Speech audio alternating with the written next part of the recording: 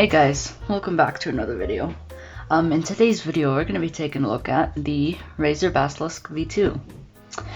So, in the ROG Keras wireless video I did, I said that I was going to buy a Basilisk V3. This is the older model, and the only reason I bought this was because it was half off. The current MSRP of the Razer Basilisk V3 is 90 Canadian dollars, and this was on sale for 45. So yeah, great deal. Anyway, let's just go around the box. So right here it just says Razer in that nice gamer font. In the back we can take a look at actually the features that I most care about. So it just says play it your way. Cool. The Razer Focus Plus 20K optical sensor. This looks like a pretty good sensor on paper. This is the reason I bought this mouse. The Razer optical mouse switch. The V3 has their second generation of optical switches, but I don't think there's much of a difference. There's the SpeedFlex cable, which is just like a light cable. It has programmable buttons, scroll wheel resistance, and onboard memory, and basically the same stuff on this side. So I recently did a video about the Razer Death Adder Chroma and talked about this mouse a little bit, so we can just get in.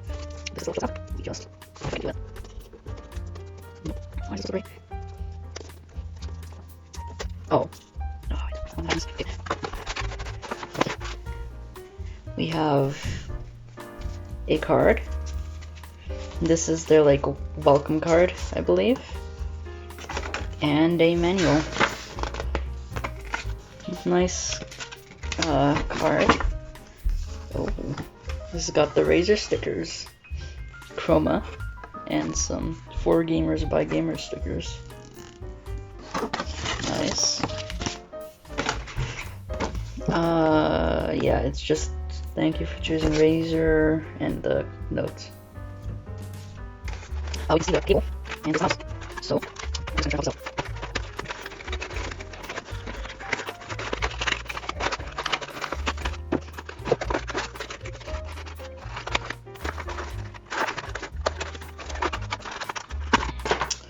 Okay, after lots of effort, it's out. So I can just put this stuff to the side for now, for future me to clean up. Okay, first impressions. Oh, where did the button go? Okay. Yeah. Ooh. Well, that's a pretty good wheel. It has the resistance wheel. We'll just do a quick physical comparison between the G502 and the Basilisk, because they're so similar.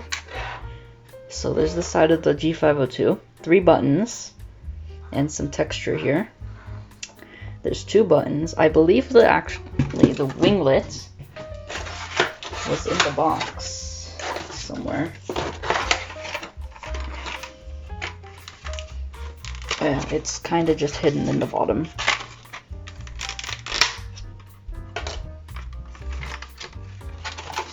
Okay, I have the winglet. Let me just install that, because I will be using the winglet. So it just tells you how to use the resistance wheel, profiles. Okay, where does it say change paddles? It doesn't. Okay. I'm just gonna yellow it. So I believe you just pull this up. That's gonna get lost. I take the winglet. You can see the button, I think, or is that a magnet? I don't know. But we take the winglet, take this hook, and probably just, yeah, oh there. That's not very secure. The V3 kind of fixes this just by putting it here permanently, which I agree with as a good thing. Okay, physical comparison. Top down, they look almost the same. G502 looks mildly more gamer until you turn this thing's RGB on. Speed flex cable, way better. So this thing has buttons. This one also has buttons, but this one just affects the scroll wheel. So this is like a mechanical thing, not a software thing. We can do a quick sound test. Ooh. Nice and crispy.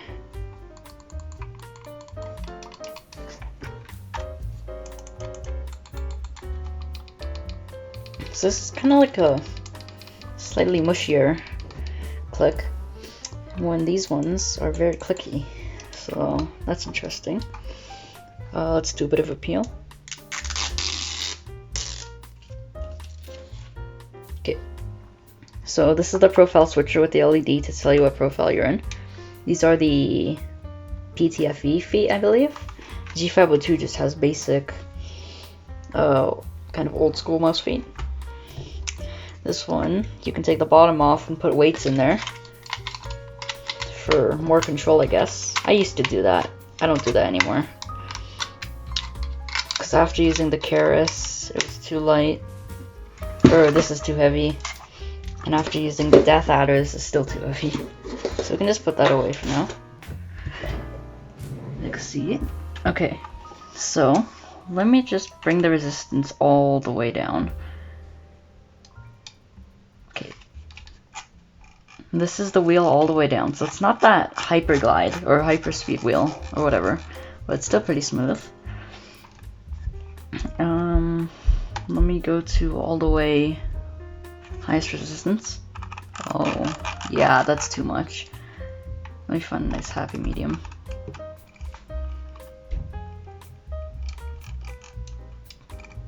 There, that's my happy medium for now at least. Okay, so that's the mouse.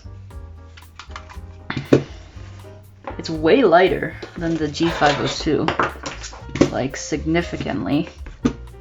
I believe this is like 90 something grams, or maybe 80, because the G502 is well over 100 grams. The approximate weight is 92 grams. So yeah, 90 grams as opposed to like 113. Doesn't sound like a huge difference, but it is. This is like the cable tie built in. I have a Black Shark V2 Pro or V2 headset, and it has like this same thing. The nice Razer cap. This also came with it. I like that green insert, just a nice kind of touch. This one just uses this basic black. This just says Razer, and this has Logitech G. So we just put that out of frame. And now we can bring in the computer for a test. So I believe that I have Synapse loaded up on this computer. Just let it boot up. Pop off the cap.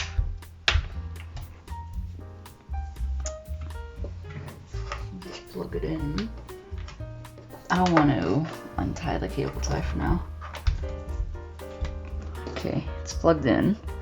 Here's the chroma. So this lights up and the logo lights up.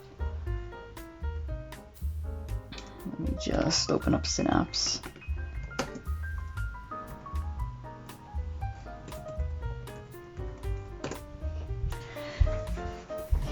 So far, responsiveness amazing. No sign of double clicking. Okay. How do I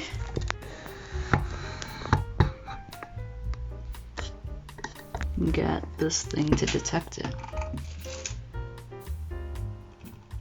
How does that work? There's just modules and online services. Cool. We can just shut that off for now, I guess.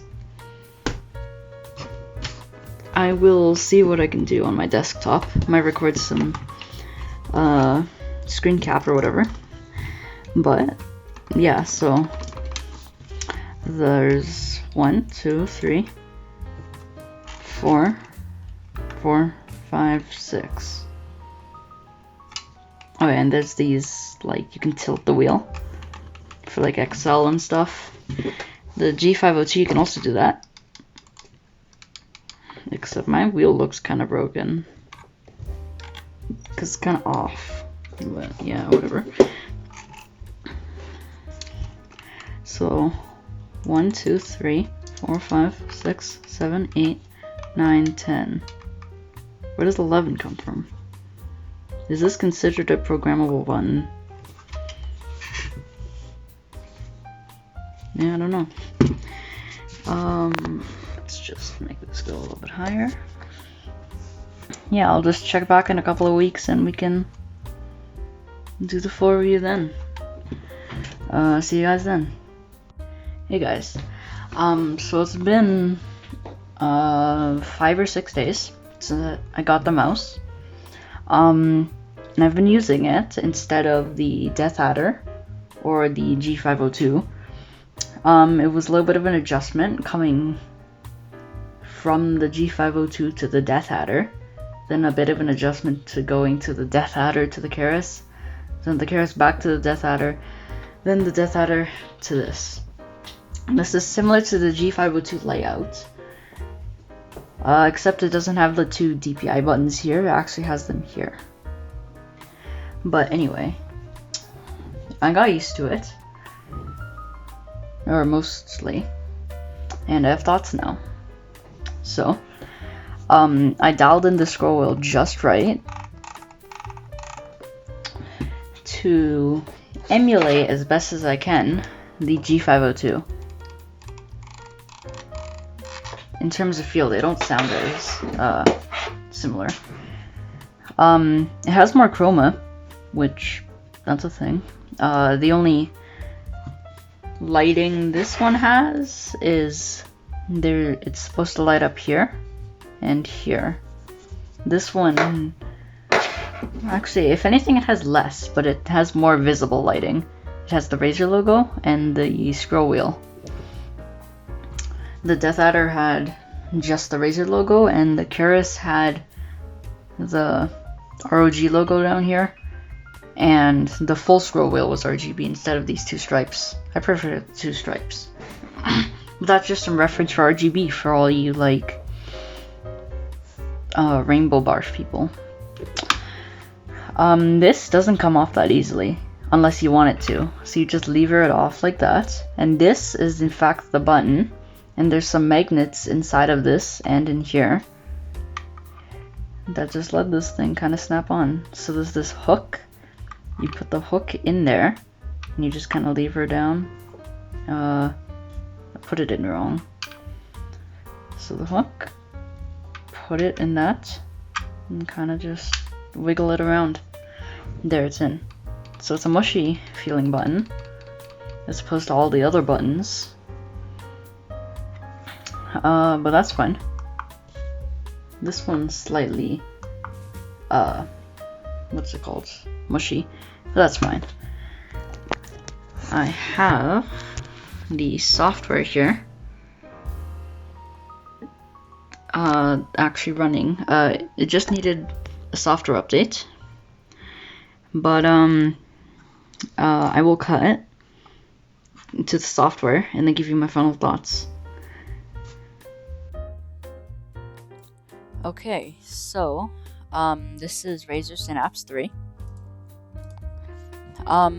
This is much improved to Razer Synapse 2, I believe it was called. It's better layout, it actually works. Yeah. Synapse 2, though, is better than ROG Armory Crate, so that's saying something. Anyway, let's just start off basic. Lighting. So there's quick effects and advanced effects. Quick effects just has your basic effects here with a couple of settings, and you can actually bind some lighting effects to a game. You can also go into advanced effects, and there's a Chroma Studio module I don't have installed and I don't want to. I installed it on my desktop and it's basically just a waste of space unless you have like a keyboard and a mouse mat and other stuff, other Chroma. Calibration, you don't really need to mess around with this. The smart tracking is fine. The lift-off distance is very, very low, which is nice.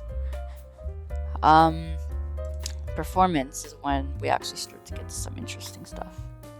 So, the two buttons that are below the scroll wheel that I showed you before are control this DPI. These are just the defaults. I haven't messed around yet. This is 20,000 DPI. This is the highest it goes. 800 DPI is not the lowest it goes, but it's pretty low. I personally like 1800, but I'm probably going to change it later. And when you hold down the clutch button or the sniper button, it kind of disables these and just goes into. Okay, so now it's conclusion time. Overall, this mouse is a great mouse.